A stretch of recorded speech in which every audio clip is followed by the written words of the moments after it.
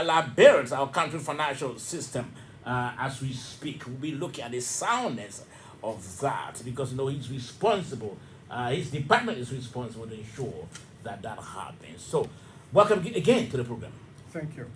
Now, first, let's hear from you, Ms. Donzo. If you look at the website of the central bank, your department, as the regulation and supervision department, is responsible for regulating and supervising a wider range of financial institutions to ensure that Liberia's financial sector is stable and sound.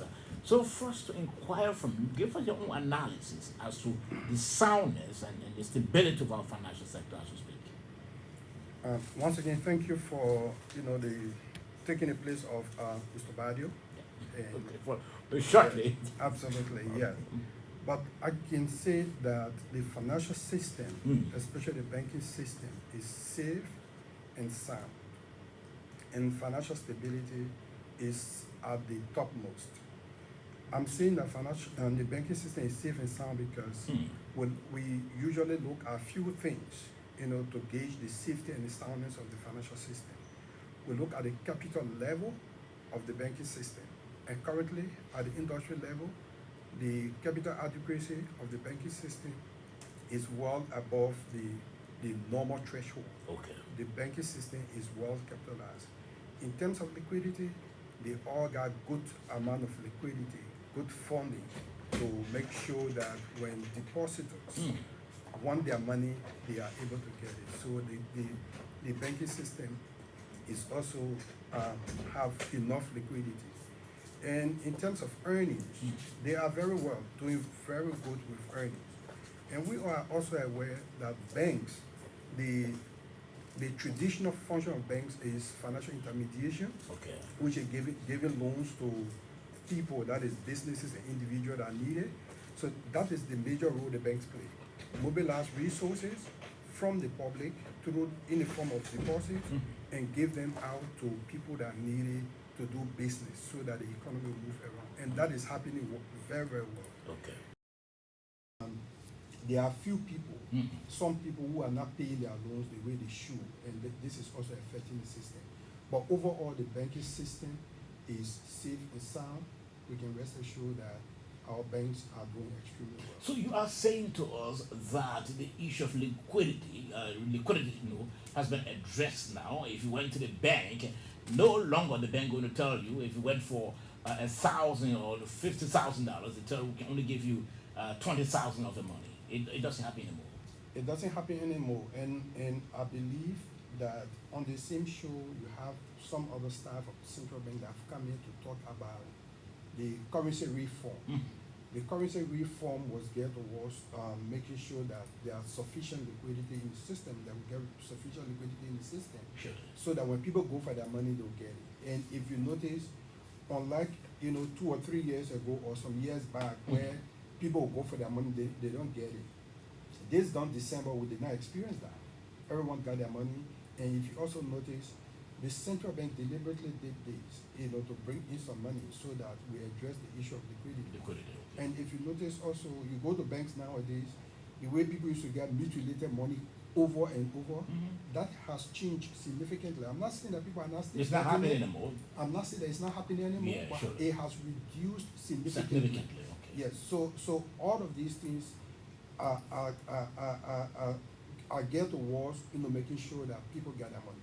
So this is a system, or this is to show that we have sufficient liquidity. Now, so to ensure the soundness, to ensure the soundness of the sector and the stability of the sector, normally I'm sure the central bank would issue regulations. Do you care to bring to our attention or bring us up to speed as to the latest one you've issued? Yes, usually central bank issue regulation. You are right. To do so many things, either to improve the system that we've got currently, or to introduce new system and all of that. And these regulations and guidelines and directives are issued, to regulate the activities of the financial system or the banking system and other things. So we've got a lot of them.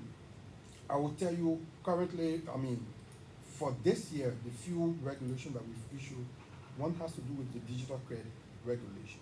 Now, digital credit regulation is actually meant to increase financial services to the people we consider unbanked.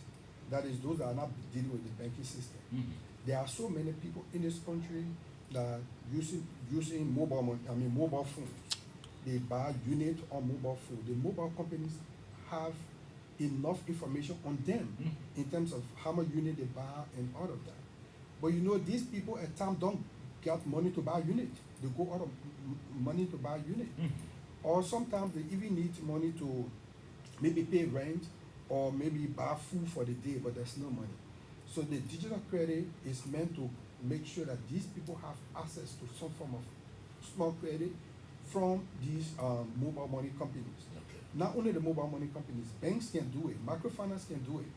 But the way we say digital, it means that the application for the loan and the disbursement of the loan will all be done digitally. Okay. That is, you use your mobile money, you use your mobile phone to apply for the loan, and they will look at your activities with them, and then they will give you the credit. Currently, the maximum amount is $400. When you take, you pay, then you can also ask for some more. But it's meaning for those that we consider unbanked, like I said, those that don't go to banks, those that don't have any bank account, they don't go to microfinance institutions, they don't have any account with microfinance institutions, but they have account with the telecommunication companies. Okay. Because they deal with the telecommunication companies, they buy credit and all of that. So there's some form of information, but the main reason behind is to make sure that so many people, broad range of people have access to financial services. Yes. Then we also have the remittance regulation.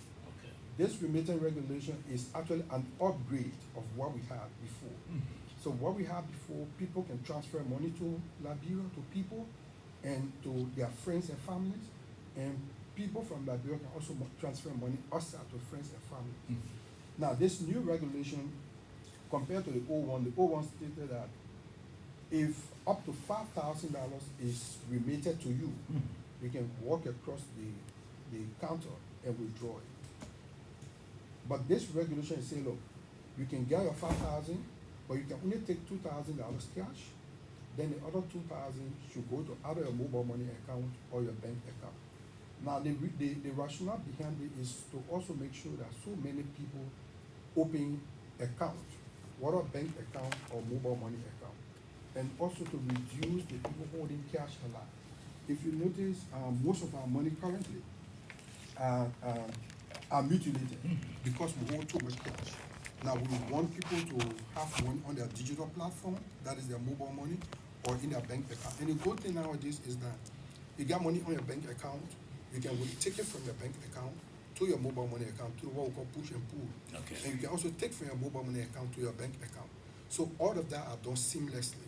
So when money comes to you, the remittance come to you, you can take up to $2,000 or $2,500 across the counter.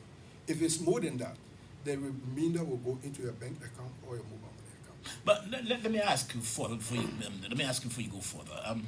Isn't a form of restriction? Because let's assume money came for me about $5,000, and it's for purpose, that I need that money to underwrite something quickly.